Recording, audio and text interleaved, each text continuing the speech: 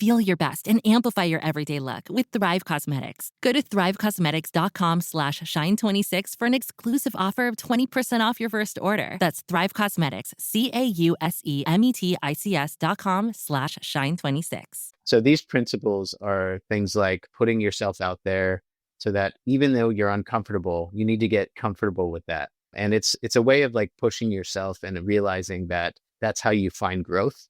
That's how you level up, is when you're feeling a bit of uncomfortable, then you're pushing yourself in the right ways. And frankly, even, I didn't dream of being an author, but when I decided to do this, I was like, okay, this is a good area for me to test myself and grow a little more.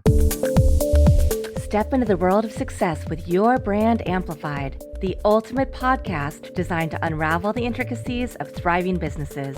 I'm your host, Annika Jackson, and I'm on a mission to uncover the stories, strategies, and secrets that have propelled entrepreneurs and business leaders to success. This is going to be really fun today. My guest, Colin Hodge, has done so much. Colin, you've scaled startups to over 100 million users. You sold a dating app and then you bought it back. And then you wrote the playbook on how user psychology is the engine behind every business that's ever gone viral. So I have your book right here, Outrageous Startup Growth. It's really fun read, and I'm really thrilled to have you to come talk about your outrageous growth method and everything that you're doing. So first and foremost, thank you for being here. Thank you for having me. I have one of the strangest careers, so I hope we can get into some of these fun stories. I would love to do that. And first of all, one thing I do want to note that I hadn't teed up to ask about or talk about is your background, because I think you come from humble beginnings, and that's a story that is very relatable to people, because I think you even mentioned, you didn't have a dad who gave you your first million in funding. You really bootstrapped and you started everything on your own. So can you talk a little bit about that and how that turned into the creation of the first dating app that you did? Yeah, so I grew up in Podunk, Pennsylvania. Basically, my town had 2,000 people. I didn't, people would make jokes because I was so into computers that I was the next Bill Gates and stuff. But to them, that was basically the guy who was best with computers in the town. Oh, you're the next Bill Gates. I didn't ever dream of starting a company that would get sold and get headlines and grow to 100 million users. So that was the humble beginnings. My mom, struggled. She was a teacher. We were on food stamps some of the time. So it was rough in some ways, but not as rough as some people have it. So I want to make sure I'm fair. As I started to evolve this mindset of am I just about computers? Am I just about tech? I realized I love to do marketing and build things from 0 to 1 and help other people see they too can do all the stuff that they see in the headlines and that they see the best entrepreneurs doing. So that's really where I came from with my book and with my story when I try to help others, is empowering people to see that you want to stand out and anybody can do this. Fabulous. And the opening of your book starts with you naked being interviewed. Can you talk to us a little bit about that? Well, since we're on video today, thankfully I'm not doing that. But so I was being interviewed in the Business Insider studios. It was at the peak of I would say our fame for my first startup. And I won't say the name yet, but we'll get to it. A little teaser there. And as I was being interviewed, I had one of those moments where kind of an out of body experience where I thought I was looking down on myself and I was in the studio, the bright lights blasting me in the face. The host was, just like, all right, we have 3 to 5 minutes, just rapid fire. And I was looking down on myself like, who is this? What am I doing here? And how did this all happen so quickly? So I wasn't actually naked. I'll spoil that teaser in the book, but it comes from that feeling of just being completely vulnerable, being, feeling out of place, but then realizing that no, that imposter syndrome is just that. It's a fake syndrome that we need to overcome. And I got off the camera, they posted the video, and I had people texting me like, "Oh, that was awesome. Good job." I was like, "Wait, I just experienced something completely different than you. So Wow. maybe I'm a little delulu about this." I love the use of Delulu. Yeah, Yeah. I'm old, but I'm not that old. And I think that is, as you said, it's something we all have to go through, no matter what our backgrounds are, no matter what accolades we've had in the past. Every time we're kind of reinventing or starting something new or looking to what our future looks like, there is that moment where we go, am I prepared for this? Am I ready for this? Am I the right person? And let's talk about the founding instinct that led you to start an audacious viral product launch in tech history, 6 million users before you sold it, and I'll let you say the name. I hope you're letting me say it out of grace, not because you're too shy about it. Yes, out of grace. Okay. So I was in Seattle. I quit Microsoft in about 2011. I spent 4.5 years there being an engineer. And I just knew I had that calling to be an entrepreneur, to be my own boss. And so I started creating apps. And eventually I had this epiphany that I loved understanding psychology and the sociology of how people meet. Why do we make the friends we do? Why do we become attracted to and form relationships with the partners we do? And how do we really make the most of the tools we have? One of which was online dating at the time. So I was using all the sites, and I think I was using Plenty of Fish or OkCupid or something. And I went on this awful date. I won't go into the full date story, but it was not very good, and it made me realize that there's got to be a better way. And so I said, "All right, why not me? Why can't I create a better dating site, a better dating experience than they did?" And I started it a year and a half into grinding on that. I got into a startup accelerator in Silicon Valley and about 3 months. So the accelerator is 3 months, so it's a quick sprint. And halfway through that, it was a Friday night. I start drinking with my mates in the startup accelerator. And of course, alcohol is a way of being a bit of a truth serum. So all my inhibitions were gone. And I just admitted all of the doubts that I felt as a founder Wow. out loud. I finally got vulnerable with everybody. And I said, guys, I think my startup's going to fail. I think demo day is going to come. I'm not going to raise money. I can't find users. Like it felt like a failure.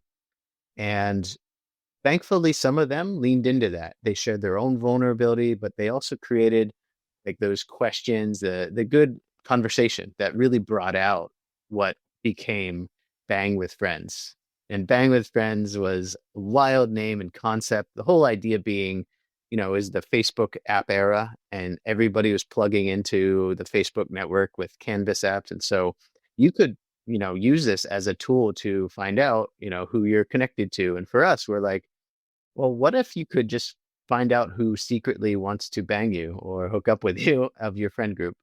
Young, dumb idea, but it was so provocative, so interesting, and curiosity driven that when we told everybody in the accelerator, they were like, let me on it right now. They were so excited. And that visceral reaction, that strong reaction, in hindsight, is something that I chase now with every idea. I want to get a reaction out of people because if they're just kind of milk toast about it, then that means that you're probably not going far enough. You're not pushing the envelope enough.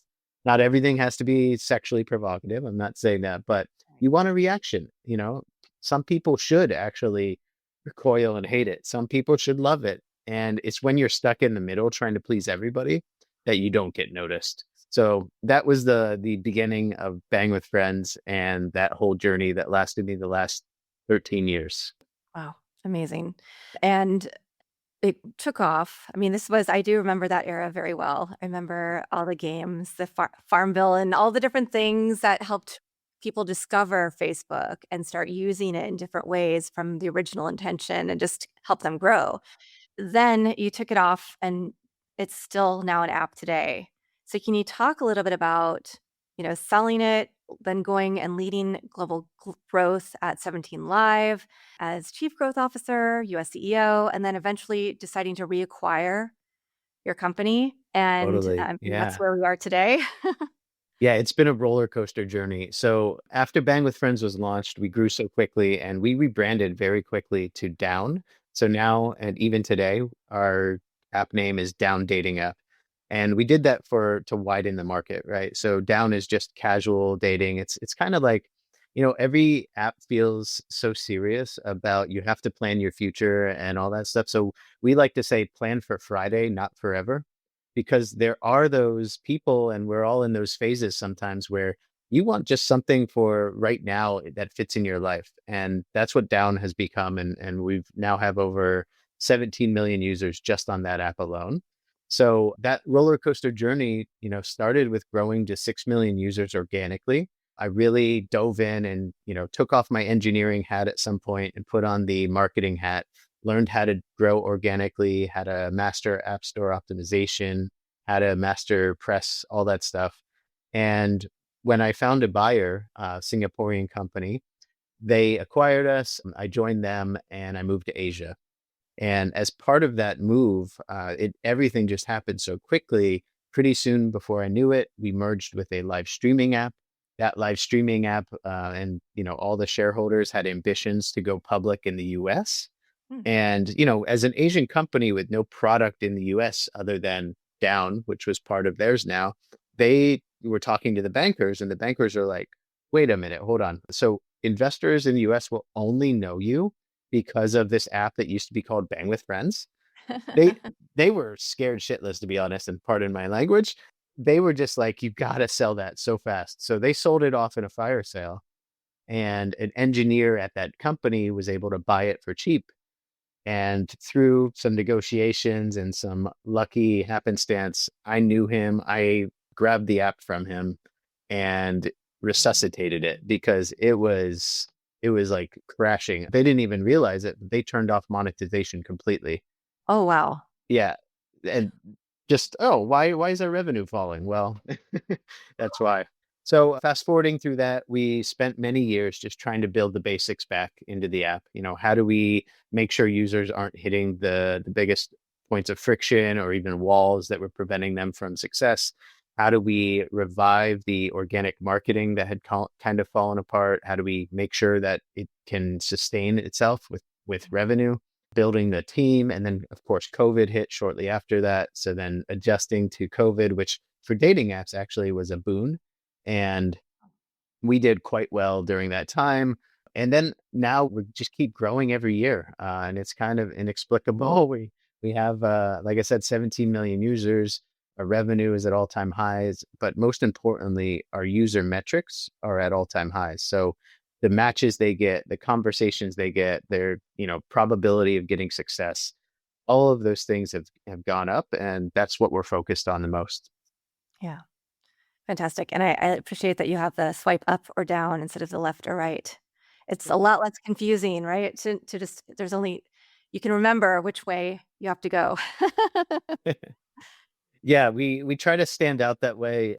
Part of the reasoning is we think that the individual that you're swiping on might appeal to you in different ways. There might be some people you're like, you know, I would just want to get down with them, but I know they're not long-term dating material. And that's who you swiped out on. And then there are the others who you're like, I could see myself dating this person long term. And that's why we want the two options. And just in general, we want to enable people just to be more honest with their intentions. So hopefully that's one aspect that they can bring out their true desires and true profile, true selves in our app. Yeah. And I think, especially as people discover the app who are maybe a little bit older vintage, not old, but right, are trying to dip their toes back into the dating world after not having dated for a while. It takes out a lot of the complexity of what words can you use or not use on certain apps because my sister went through this experience and she didn't realize some of the signals that she was giving based on what she was putting in her profile and let it sit her down and go, okay, wait, you know that this really means this. And she's like, oh. So I think that's really important. And obviously the growth speaks to the intent that you put behind it and the fact that people are comfortable and this is what they're looking for. So I want to talk a little bit about the two pillars of your book, right? You have mindset and user psychology. So let's talk about mindset first and why having the right mindset is so important to the growth mindset. Absolutely. So as I was writing the book, I realized that even though I apply so much user psychology, so understanding what your users feel, that stuff is almost not worth the squeeze unless Mm. you first have a strong foundation as a marketer, as a founder, to push through to know how do you approach your daily work. And then how do you, once you do that, then how do you use these tactics for the users, right? So these principles are things like putting yourself out there so that even though you're uncomfortable, you need to get comfortable with that. And it's a way of like pushing yourself and realizing that that's how you find growth. That's how you level up, is when you're feeling a bit of uncomfortable, then you're pushing yourself in the right ways. And frankly, even, I didn't dream of being an author, but when I decided to do this, I was like, okay, this is a good area for me to test myself and grow a little more. So put yourself out there is a big one. Resiliency is another one. I tell a story in the book about early Bang with Friends days when we grew to 1 million users in about 3 months. And soon after that, we were the top of the App Store above Tinder, right? So we were like really going bonkers. And then within 1 week, everything came crashing down. And I found myself sitting at the bottom of my shower, just like, water beating down on my head, crying because I was just overwhelmed. I was burnt out after, a hard 4 month sprint of not much sleep, probably too much partying, but also way too much work and stress. And Apple had just kicked us off the App Store without any explanation. Mm. That's super stressful when it had become our biggest source of users and, the way that we could reach people. And then soon after that, we got sued by Zynga for our trademark, for our name. And so all these things just felt like, I was getting hit left and right. And out of that, I realized that there's a resiliency that we have to, if you're creating anything, you need to tap into that and realize like this is a big part of your job, is just to keep going, to fight through, to navigate around the obstacles that you can't move, platform Yeah. dependencies, let's say, and go through the ones that that you have a chance of winning or a chance of persevering. So I think resiliency is a big one. And then another one I want to bring up is just empathy. So as a founder, as a marketer, like as a product person, if you develop empathy, not only will your company build better because you're going to attract the right people and you're going to know how to attract them, how to keep them, and how to get the most out of them, but you'll also start applying it to your users and to understanding where they're coming from. What are the real pain points? What are they going through? And, one of the things I've learned marketing the book is how busy everybody is. Even the people that I think love me, they're like, dude, I have 1 million things going on. Make this super easy for me and remind me 5 times. So just empathy for where people are at, meeting them where they are. That's another key pillar of this. Mm.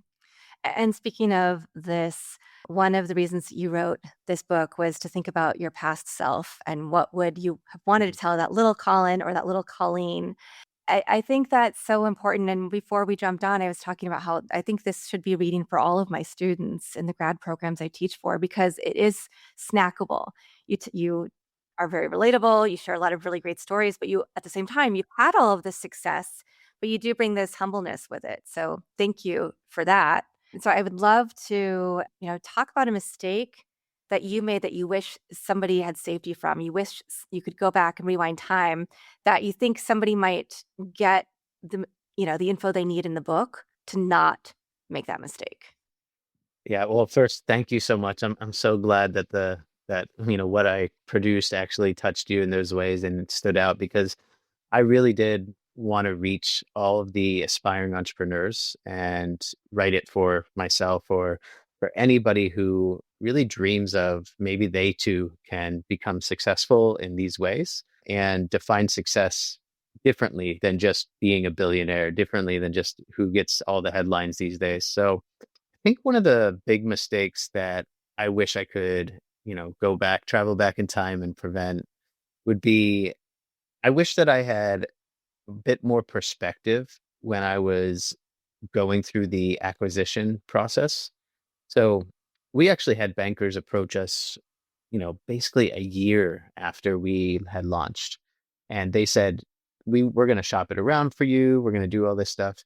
And none of those acquisitions came to pass. And they wasted a lot of time. And it was probably too early as well.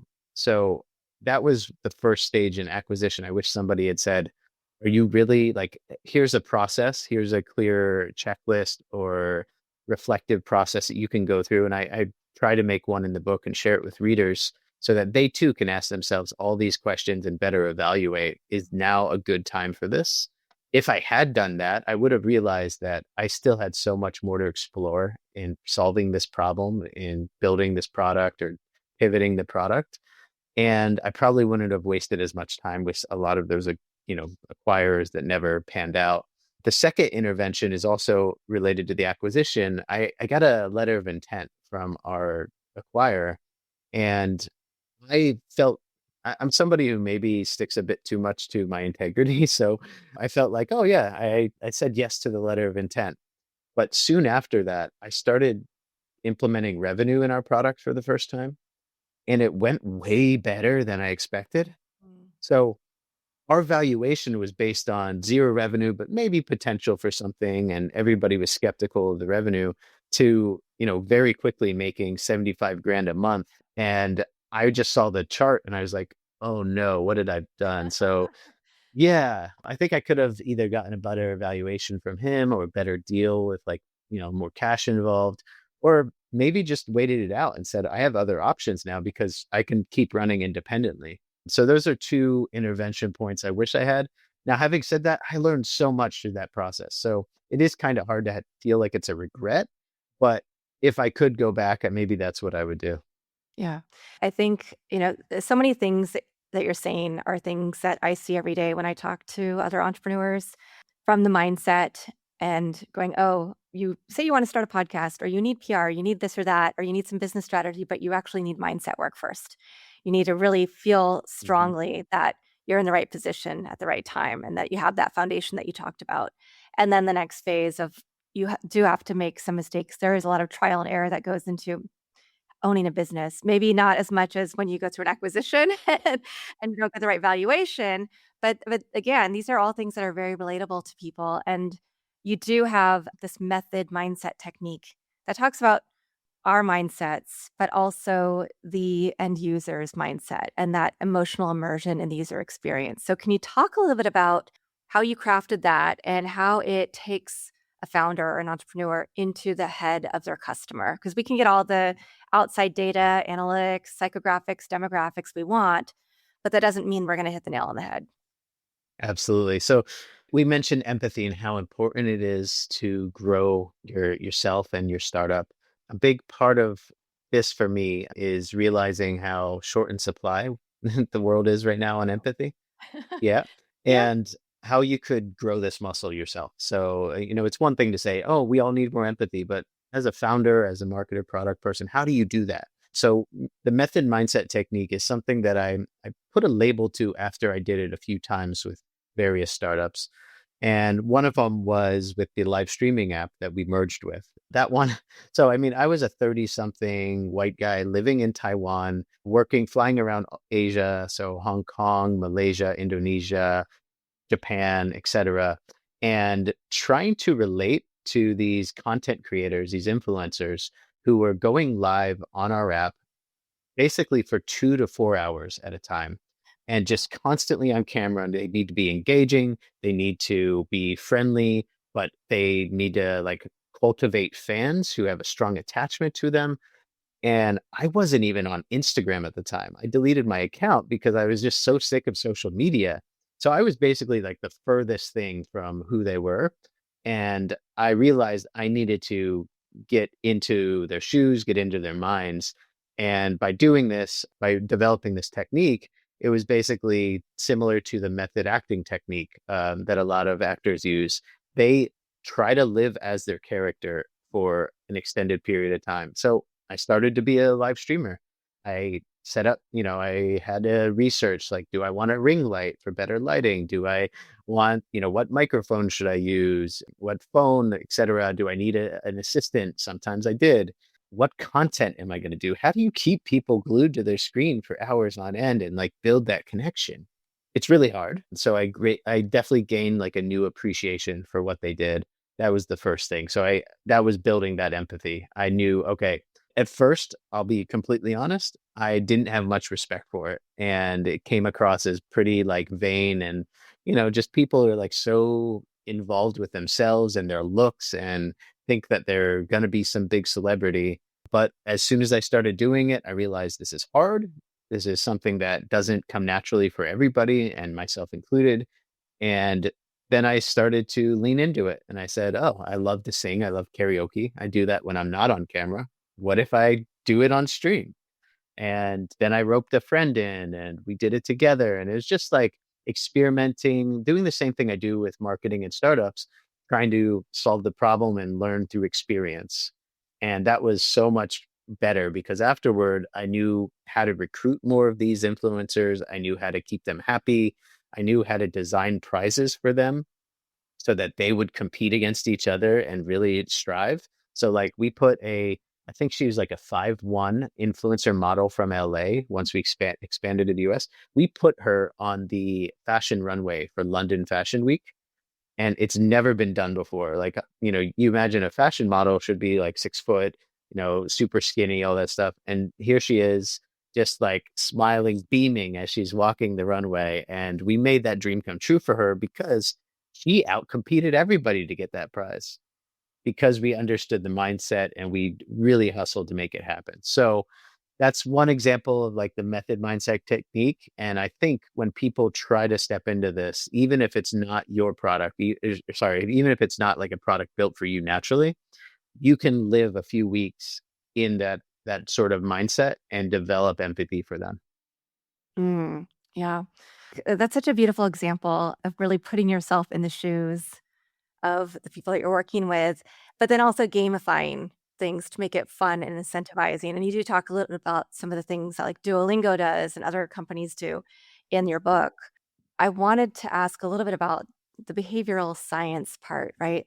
Social proof, Let's do it. scarcity, FOMO. Let's do it. How do we engineer these triggers, right? Instead of just trying to slap a timer or make something feel like people are going to miss out and the scarcity mindset that's not really actually there, because a lot of business owners use this superficially, but how do we actually make these happen? So I have a confession. Um, Okay. I still I still get jealous when I see other products, other apps go viral and take off. So if you remember Clubhouse, they were the talk of the town for, I don't know, was it 2021, 2022? They took off during COVID. And my first feeling was like, oh, why didn't I come up with this? Why didn't I create this? But then I leaned into that feeling of jealousy and I started to explore how did they actually create this cycle? Because I was being pulled into the FOMO. Everybody I knew was, just to rewind for people, everybody seemed to be talking about, do you have an invite? Do you have an invite? Love Are you in Oh, Clubhouse yet? yeah. And then there were clones of Clubhouse and all this stuff. So I leaned into that and I said, all right, I need to reverse engineer. How did they create this FOMO?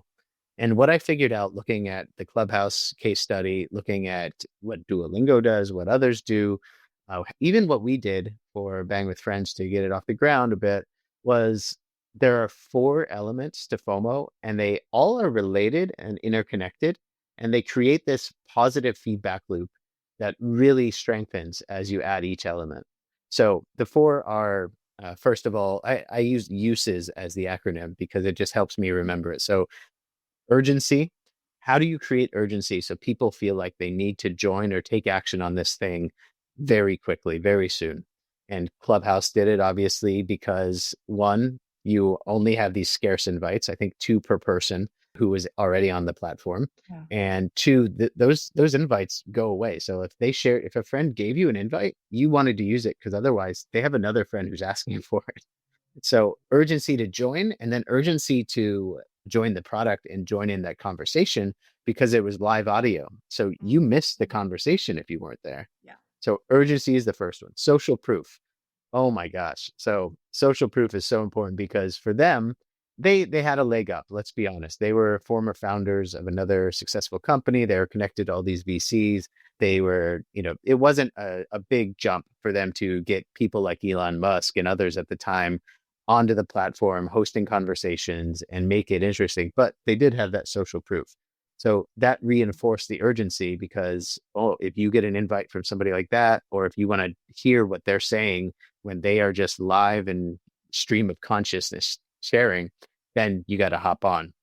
Exclusivity. So that's the next one. That is so important because you were part of the in crowd. And because there was scarcity, then it was harder to join, right? So last one being scarcity. So only 2 tickets, only 2 invites, I should say. And then you really felt like there was a limit, I think, on the chat rooms and all this stuff. So all these things you can see how they reinforce. They make more scarcity adds to the feeling of exclusivity, but if scarcity alone doesn't work if you don't have social proof.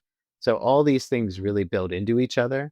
And the most effective viral products create this FOMO, and it actually helps them scale as well. So it has that side benefit of, okay, we can scale carefully. We can make sure the product is not crashing as much, that it is a good experience, that we're getting the right people in here, all that stuff. So I love like creating FOMO for this, but only for real cases. I know a lot of companies try to artificially create it, and I think a lot of people can feel that. So, does it make sense to create scarcity?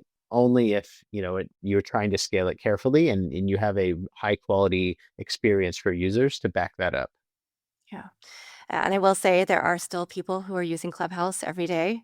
There's actually a podcast that the quality of the audio, sorry if you guys are listening, isn't fantastic. I'm sure they know that, but they do a live every morning, the podcast morning show, and then they take that and put it onto the RSS feed for their podcast. And they started on podcast and they said on Clubhouse and they said we're gonna keep it on Clubhouse. And I mean that's the only one I know of that's still on Clubhouse. But I'd like more power to them and the fact that it had some lasting power. And there are probably other examples of people who are still really utilizing as a platform, especially in this day and age when I think people are saying, "Oh, this platform is going to go away because of U.S. regulations." So everybody's fleeing to this one or this one, and then other ones are popping up, and people don't really know where to go because nobody's really hitting the mark. Yeah, exactly. And I use the Clubhouse example also because it shows how you can create FOMO, but it can also burn out if other things go wrong.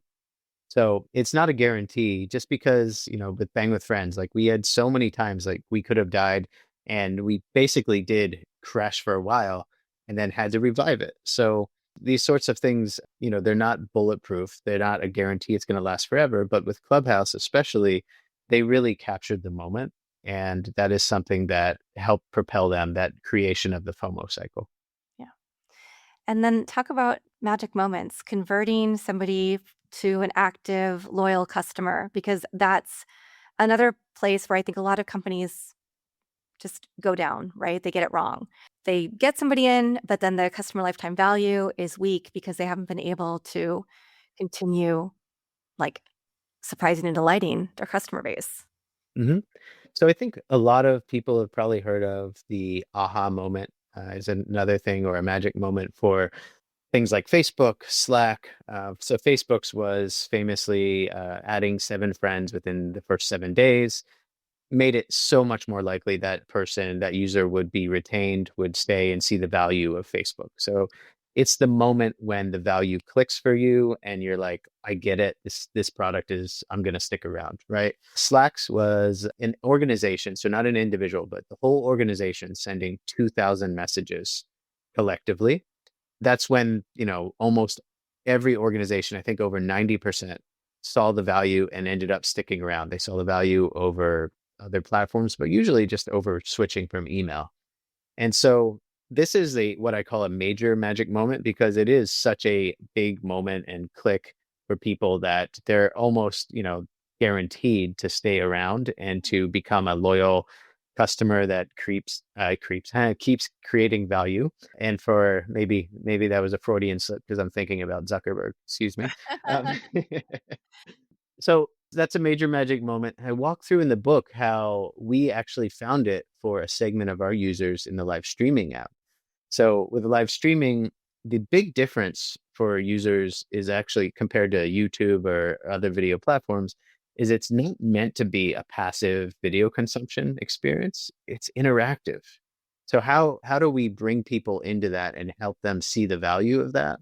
Well, we just segmented it and we said, all right, if you're a passive viewer who has never really commented, never sent a gift, which is just like a virtual animation, and the streamer gets points then from that gift, then how do we bring you out of the shell and like help you see this clicks for you and that there's value here? It's a different type of media. And we tried lots of hypotheses, but looking at the data, what we saw was when people first actually received some attention from the live streamer, and then they sent them a gift and they got recognized for that gift, that was a huge moment for them. And we armed our streamers with actually the first step of this. So as they're hosting, we let them send like a little poke to each viewer. And so it would be like, Anika, poke. And then you would see like your name pop up in front of the chat, in front of everybody. And they probably even say your name out loud as well and say, hi, welcome. They poke you. And suddenly that interaction has changed. Now you're part of the show. Now you feel recognized. So it plays to your ego, your identity a bit more too. And then with that poke, you're gifted the credit to poke the streamer back. And so now you can do it again at a time of your choosing and be part of the show and get recognized again. And so that really ended up being a huge moment for our passive viewers to turn them into active viewers who are spending money on gifts and helping support the streamer, commenting on the show, and eventually retaining and sticking around much longer. So that's a major magic moment. And then briefly, I'll talk about the minor magic moments, because these ones I think are probably much easier for everybody to do. If you think about the journey that your users go through, they're probably going through all sorts of stuff. So there's, the hope when they first join, there's confusion about, part of the setup process and maybe a little frustration. If they have some early success in the app, like in a dating app, somebody likes them or shows attention, or they message with somebody, there's that renewed hope and excitement. So they're going through this journey, and each of those little moments, even the negative ones, are opportunities for you to experiment with some sort of intervention to try to get more value or try to add more value to their experience. So as a quick example, in our dating app, with the initial hope, we really have experimented and tested that users, they need to create much better profiles than what they want to create Oh, by default. So that's the time we ask them to invest more, because when they invest more, then add 4 photos instead of 1, add more of a bio and coach them in how to do that. That's when they are a lot more likely to do the investment and then become successful and become retained in the app. So if we had asked them, a bit too soon, so before they even logged in and all that, maybe it wouldn't work. And if we ask them at a point when they're frustrated, it definitely won't work. So we need to test out when is the best time to ask them these investment questions and get them more progress. Those are the minor magic moments. They don't multiply your retention and they don't create this cohort. Not everybody who adds 4 photos is going to stick around forever, but they do lean into something that's called the IKEA effect. And it's basically, that frustrating furniture. If you spend half an hour picking it and then 2 hours putting it together and fighting with it, you care a lot more about that $50 table than you would one that you buy from somebody else who built it. So that's the idea, is like, invest in these minor magic moments. Those can boost your retention, your sales, all that stuff.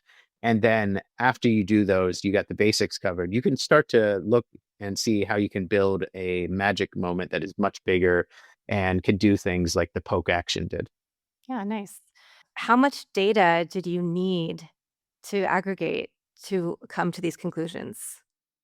Yeah, and that's such a sharp question, because the major magic moments, those ones do need a lot more data if you want to try to have a better hunch and hypothesis before you start experimenting. So those, you need a lot of data. We had at the time probably, hundreds of thousands of users coming through every month. So we could do a lot of experiments and dig through the data and see what do they have in common if they stuck around versus they turned, all that stuff. For the minor magic moments, the beauty of those is, especially if you move to the top of the funnel, like, the very first part of the sign up process, is you don't need as much data because you're not looking to maximize it for everybody. You're looking for this one segment, say for our dating app, we might want to maximize, all right, women who are 18 to 25, how do we get their sign up rate to over 90%? And then we start to look for how we can play to their moods to actually increase that investment effect or give them something for free so that they feel they want to reciprocate, all that stuff. Those, you don't need as much data. You really just need a signal here or there. So you don't need to be huge, you don't need a p value that is so confident. You need something that just says, this is clearly trending better than the others. So keep investing in that area and see if it can build. Mm, that was very helpful. Thank you. Because I love using data and making sure that we have the data, but we also have to, of course, have the psychological component and the emotional component and marry the two. And, that's how we get to exactly what we're talking about, behavioral science. So I wanted to go back to Bang with Friends and achieving 300,000 monthly downloads on App Store optimization with no paid advertising. Can you talk about how you got there? Because I think in today's world, a lot of us, I mean, I know when I am teaching people about podcasting, I say, yeah, you want to grow organically, but you also want to make sure that you're covering all your bases. So you're doing some paid, you're getting out there with earned media, shared, owned, so that we have that full funnel and that full display of who we are across all channels. Okay, so talk about how did you achieve that without any paid advertising? Because that's incredible, and because I think there are lessons in there that probably apply today too. Yeah, I think a big part of this was having the curiosity to dig in when I saw any spark of growth and figure out where it came from. So I think it was Brazil that I noticed a spike of downloads, and we didn't do anything extra there. And usually when we saw a spike, it was from press. So, we got so much press coverage, and a lot of it, they didn't even reach out to us anymore. Somebody wanted to write about it or do a video about it, whatever it was at the time. And in Brazil, I could not hunt down, the standard process was I'll go and look for all the press coverage. I couldn't find anything. And so I was kind of at a loss, and I was like, well, where's this coming from? And then I dug through our App Store dashboard, and I saw there was a big spike of downloads on basically just like a week, and it wasn't stopping. And so that doesn't match the press pattern as much. And I started to dig in, and I was like, oh, okay, so maybe something started ranking for the search terms. And as I looked, it was a dating related term that we were ranking, I think, top 5 in Brazil for one of the dating terms. All of a sudden, we didn't do anything. It just, for whatever reason, took off word of mouth in that group, and then more people converted when they saw it. So that's my entry into the App Store optimization world. And I started to really dig in and see, wow, we are so under optimized. Like all of our, our title, our subtitle, our screenshots, our icon, etc., all this stuff, we hadn't really touched it. We just did what we wanted to describe it as. And in Brazil for Portuguese, I think we even did, I just paid somebody to translate it as best they could from English, but that was it. And so as we started to optimize the Brazilian Portuguese one, I also did our US English. And after 2 to 3 rounds, we were just going crazy with downloads because, all it took was we already had some momentum. That's a fair part of it. But once we did that, we were just pouring fuel on the fire, and we started to rank for the term dating app. We were number 2, I think, for a while. Then we got to number 1 for the dating term. And so these things start to feed on themselves as well in a positive way. So strong and so frankly, like obvious in hindsight. It's kind of like you put up a web page, you want to optimize it for SEO, right? But didn't think of it at the time. And now the way I talk to entrepreneurs and marketers about it is if you're on the app stores, you're already paying to be on that storefront. They're taking 30% or 15 for if you're making less, but like they're taking a chunk of your sales. So if you're paying for the storefront, why wouldn't you want to display the best things you can there?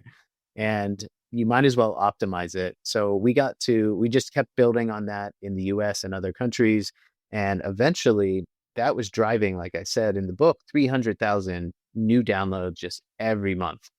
And we weren't spending on ads. Now, a lot of these downloads, they were people just discovering it when they searched dating terms and all that. So it didn't always match the TA that we were looking for, but it did help us to reach more and more people and then figure out our revenue cycle and all that stuff. So it was a really good stepping stone for us. Nice.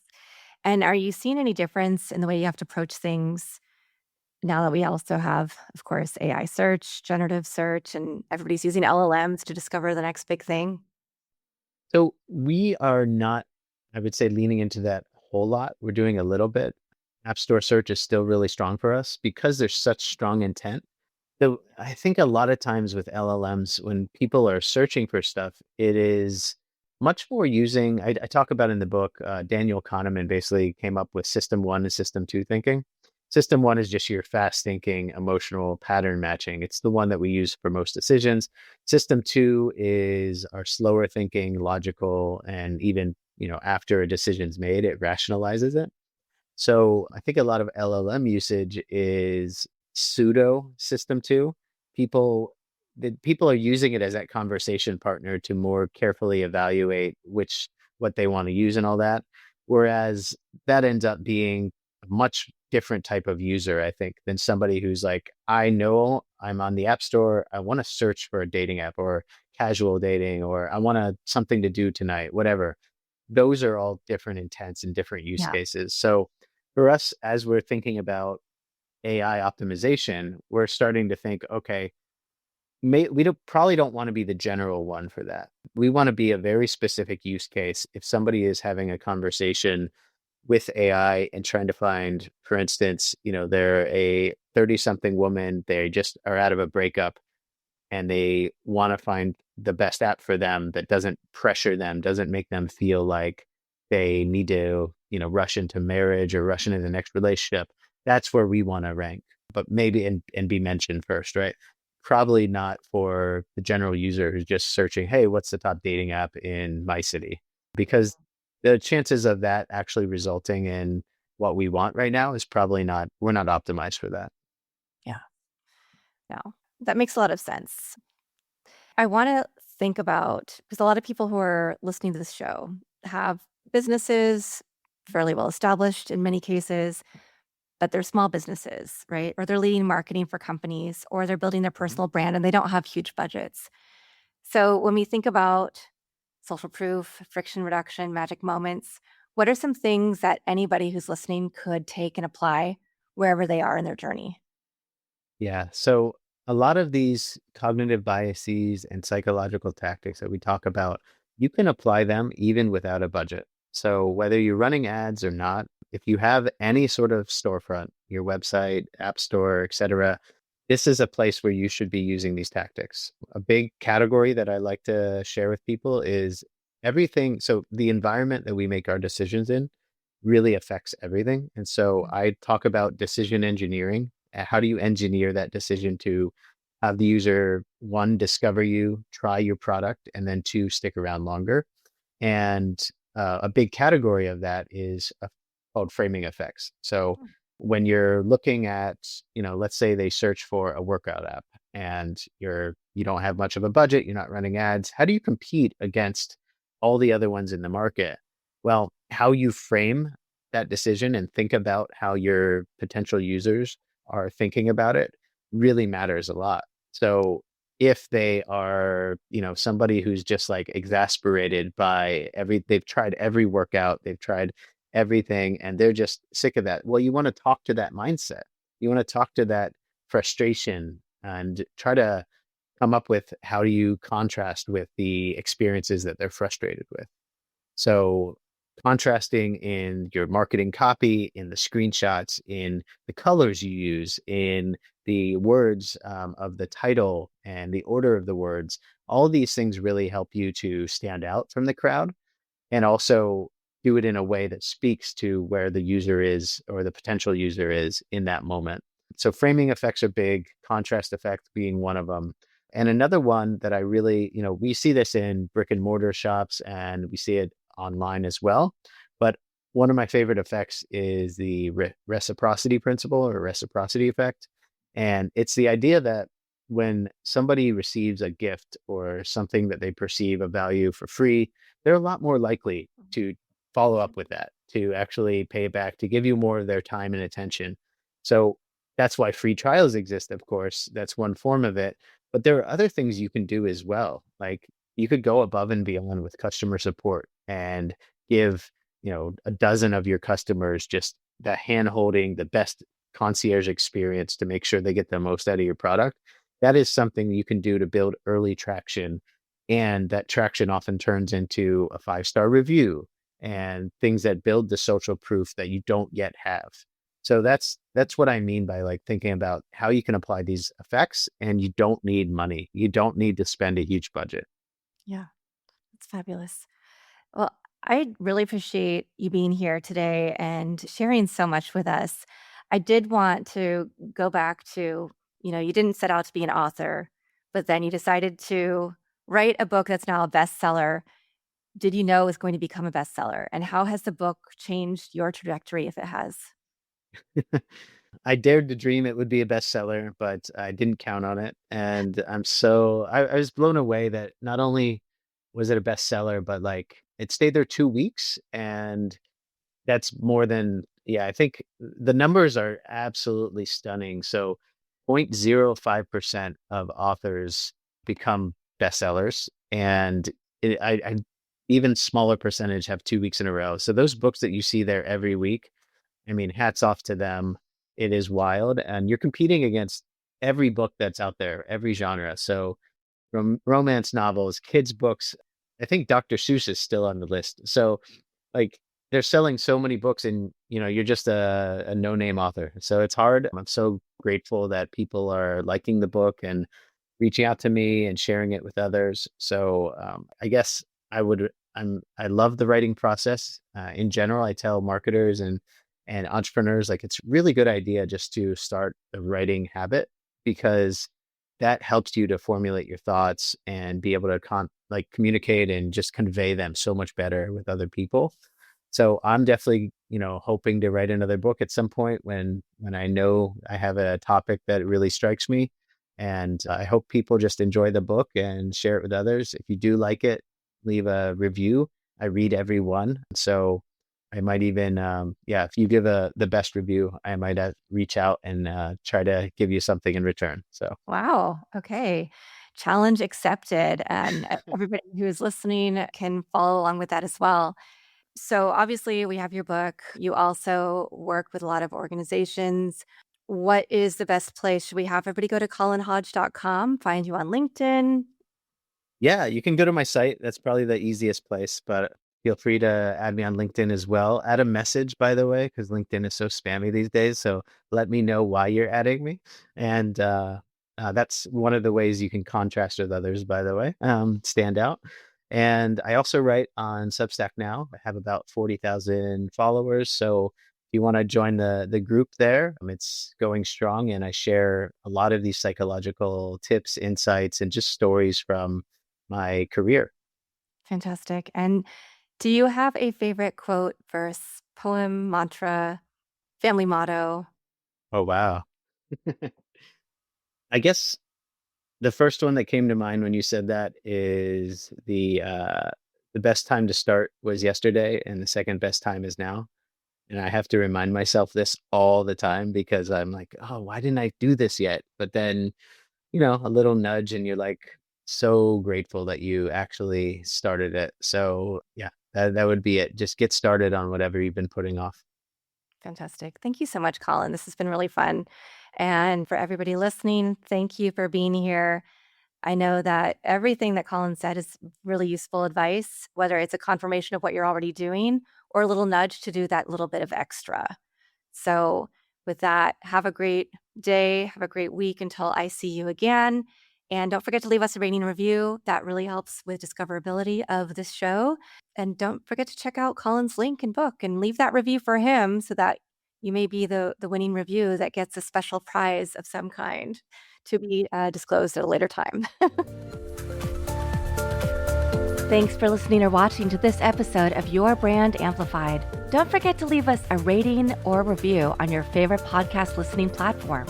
And if you want to learn more, check us out at yourbrandamplified.com.